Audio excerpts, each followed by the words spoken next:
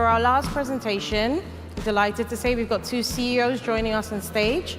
We've got Jan Kestle from Environics Analytics, and we also have Scott Howe joining us from LiveRamp. They're both going to talk to us about how we can prove that TV advertising works through better data and measurement. So please join us on stage, Jan and Scott. Thank you. Thank you. Hey, I guess we'll sit. Yeah. We'll sit. A lot of chairs. All right. Well, I think one good thing is that our #1 mission to really say everybody need to prove that TV advertising works. People have taken care of that for us pretty well already today. I would say so. There's been so many great conversations. You know, going back to Hillary showing the data about the effectiveness of TV, and then the conversation that Guy brought up about what really works better is TV and CTV together. I loved when Andrew said, you know, it's really important for the media owners to invest in the testing and the measurement outcomes that we can do. And if the media owners actually invest in proving the value of TV, that's going to get us further faster. So I'm really excited to be here. I know a lot of people in the room. I'm very appreciative that Scott Howe, the CEO of LiveRamp, and our partner is here to join us and talk about this question. You know, I said to Justin, please don't make collaboration a dirty word already. We're just finally starting to talk about it. And I know that we've made a lot of progress because where we are this year compared to where we've been in previous years, it's not been about what we can't do in Canada. It's so much more about what we can do. And we're very excited about what we've been able to do so far. And particularly in the area of measurement and measuring outcomes, our favorite expression. We've invested a lot in the last few years at Environics Analytics and partnered with many of you in experimenting, but we wouldn't have been able to accelerate what we were doing without actually turning to LiveRamp and making use of their technology. So I'm really happy to have Scott here. Thank you for coming. Thank you. And I'm going to jump right in and ask you the question, you know, what's taken so long for us as marketers in Canada, around the world, but particularly in Canada, and the media teams to take all the data that we have, because certainly we agree there's no shortage of data, but what's taking us so long to prove that data can be used to not only do a good job of targeting TV and also to prove that it works? Yeah. So bad news, good news. First, the bad news. Everybody in this room has an incomplete data set. Because if you think about what you need to make good decisions, it doesn't matter whether you're a publisher or an advertiser, you only have a small slice of what you actually need. I mean, if you're a publisher, you don't actually get the cash register, store sales data, or even always online sales data. And if you're an advertiser, you may not actually have full visibility into you know, where your product's bought outside of your own store sales. You know, if Samsung example, Samsung might be selling through Best Buy. Do they have that visibility? So the reason that not everybody's sophisticated with data is because it's hard. And you don't have control over all the data that you need. Now the good news, someone else in this room does have that purview. And so all you got to do is get together and use a common technology, and you can actually do pretty amazing things. And what's held the industry back for years is that technology didn't exist. Well, now in a world of cloud computing, fast processing, and a lot of permission-based data, it does. And so let the amazing collaboration begin. I went and I took a few slides off your website. So to talk a little bit about how this solution has actually worked and it is working in the US and something that we can learn from. Yeah, I mean, if we look at this picture, literally, I mean, what's the benefit of this, right?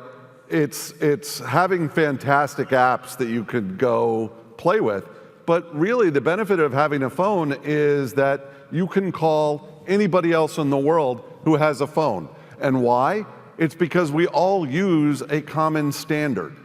And what the data industry has lacked for years, I mean, since the dawn of time, is a common infrastructure that makes it easy for any of you to share data and maintain control with the partners and only the partners with whom you want to share data.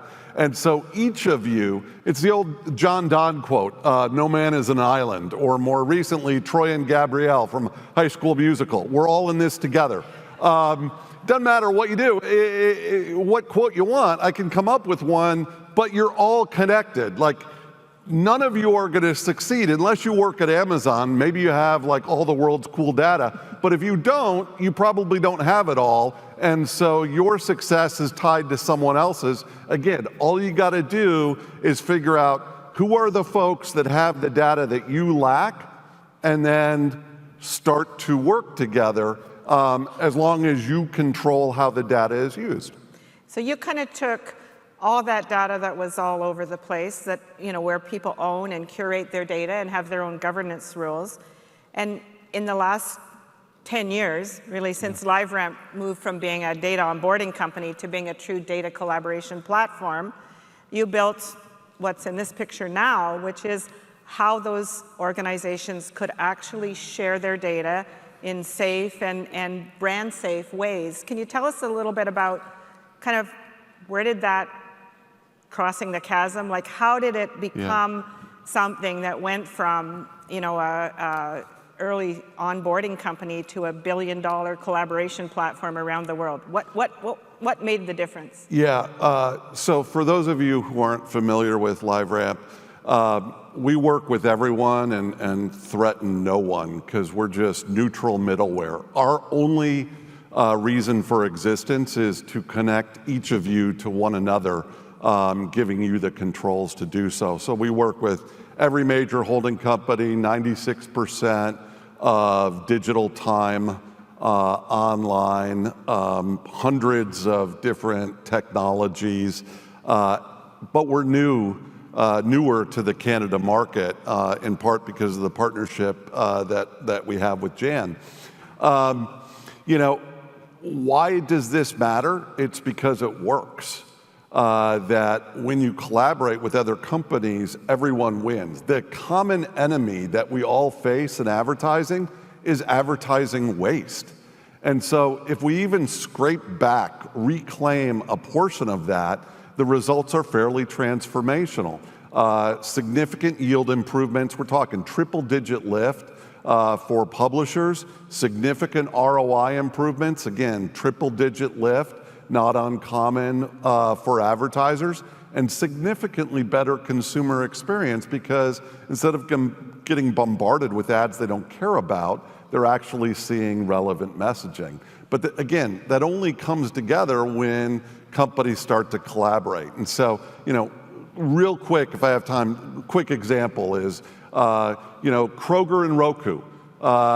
They have a collaboration. And the impact for both companies is phenomenal because Kroger has their loyalty information around and who bought what in stores. They can share that with all their merchant partners who can then more surgically advertise to the right users on Roku, and all across, all around the way, it's all authenticated, it's all permission-based because when you sign into Roku, you're giving permission for targeted ads.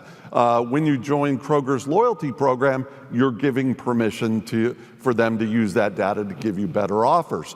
And so, you know, in this world, Roku gets better lift, better yields, Kroger gets more store sales, and all of Kroger's merchants get significantly better ROI on their co-op investment. So, you know, I mentioned, let me turn the tables here for a quick second, because I mentioned that we're working together. I mean, let's talk a little bit about collaboration in Canada, how it's going, what's holding us back. So first of all, we've made a lot of progress since we started working with you. I would say we've done about 30 projects, some with publishers, some with advertisers, some with agencies, really looking at when we see, particularly in the advertising world, who saw my ad and who actually bought. So we're actually now able, in part with our partners at Bell Media, but with others as well, to look at the ad exposure and do the connections by making the matches in a privacy-compliant way, consistent with the Canadian governance layer that we've built on. So you've got the base tech. We've built a governance layer and Canadian data and some Canadian best practices on top of it. And so we are actually now measuring outcomes and showing lift and results. In addition to that, we've really expanded the kind of reach of the programs because the RAMP ID is now very prevalent in Canada, as well as having publishers like Condé Nast and Dotdash Meredith, New York Times, more really significant players where Canadian players authenticate through the authenticated services, Postmedia, Torstar, Metroland, and most recently our friends at Bell Media we were the first broadcaster to implement the RAMP ID and add that to their addressable linear TV inventory. We've really expanded the number of people in that ecosystem. So that's been great progress.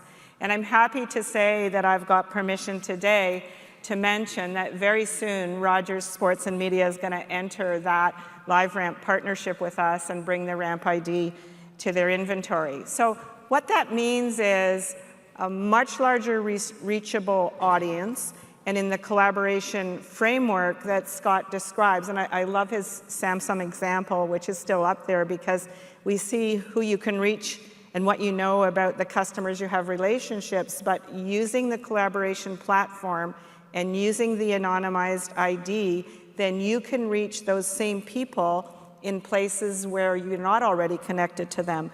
And that's what we've started to do. And we have had some good examples already. And I was saying to Scott, one of the challenges is, I mentioned we've done about 30 projects or actually installed EA Vault and LiveRamp collaboration hubs in Canada. So a year ago, we were saying you can actually do it now. And this morning, a lot of people were saying we can actually do this measurement now. So I want to emphasize that we're doing it.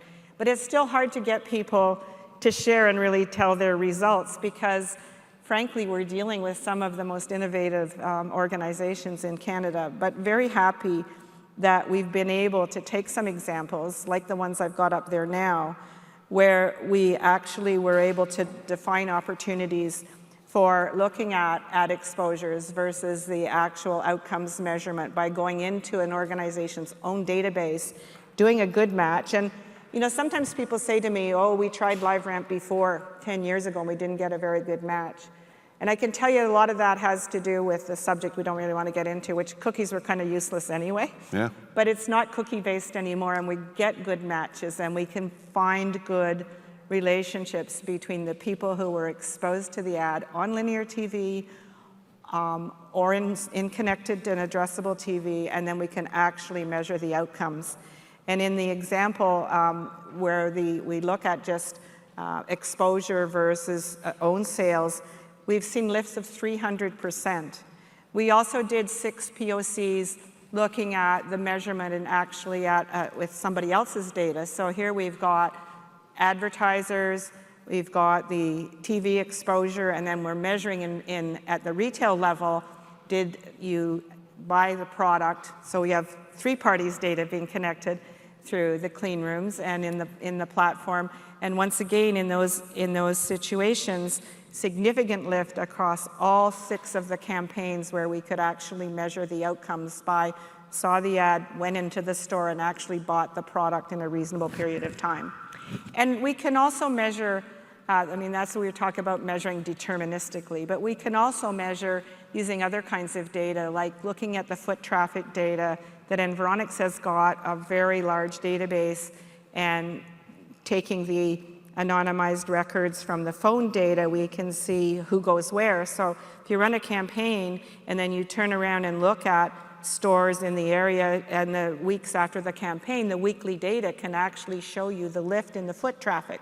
So we can measure the outcomes with the real sales data, we can measure the outcomes with some aggregated data from partners like NIQ, or we can measure the data using some of our own lift data. And so I think, just to go back to your original question, I think we're making a lot of progress. And I think, we saw a lot of emphasis here today about what we need to do to work together. And I think that in most of these projects that we're already doing and in some of the actual implementations, what we're seeing is what we've been talking about all day, which is broadcasters, streamers, digital and programmatic, partners like the Trade Desk. We've been bringing all kinds of the art of the possible together. So I don't think that the technology is holding us back. And I hear today that the will is there. And so it's just a matter of really starting to do it. We've worked very closely with Think TV, with the ICA. I mean, Alicia mentioned all the groups, but I do want to acknowledge, and I want to just take a look now to make sure I don't miss anybody, because the CMDC, the IAB, the ICA, the CMA, Vividata, the Retail Council, these are all organizations who are supporting us in our efforts to make this technology available to the Canadian industry. And particularly, I do want to support Alicia in her mission today.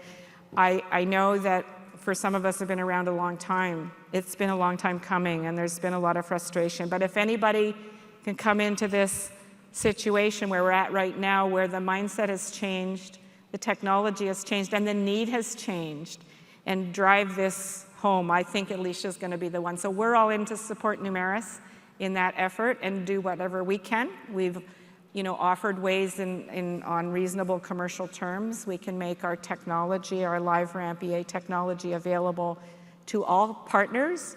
It is going to have to be a lift of everybody together. So I think we're doing well. I mean, we adhere to some important principles, which transparency, consent frameworks that are tougher in Canada have to be completely addressed. We're not trying to get around, the consumer perception. We want to talk about it in an open conversation.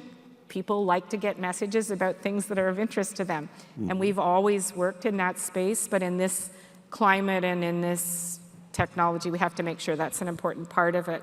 And that the trust that consumers place with you when they give information to you, we're not just a processor of that. We have to build into the technology the assurances and the privacy-enhancing technologies that allow you as a brand to go to your lawyers and say, check.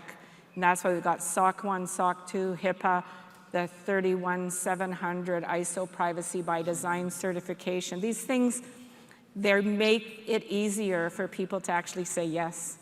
So I'm very optimistic that we're going to get going, but I guess I'd love to hear what your thoughts are about what we need to do to make it go faster, because that's kind of the crossroads that we're at. Yeah, listen, if I had one ask of everybody in this room is think about what is the one thing you could do with data, and talk to Jan and just start doing it, because one success leads to another, leads to another.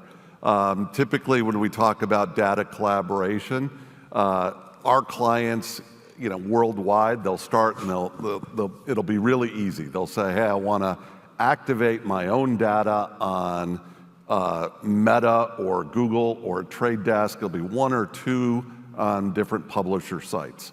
Well, if we look at like Chase, that one or two is now up to, I want to say, 160 different activations. And so once you start, you just keep going because you realize there are more and more partners in the ecosystem that you could do interesting things with. And once you do it once, it becomes really easy to rinse and repeat because you have the language, you have the legal agreements. Chances are whoever else you want to work with is connected to the network. So just get going.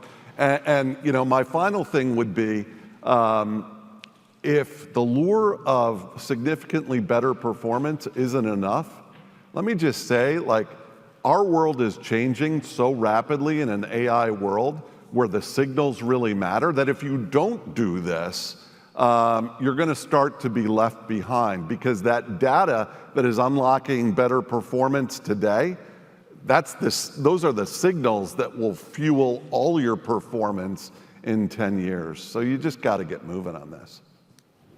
That's it. All right, thanks. Let's all go move together.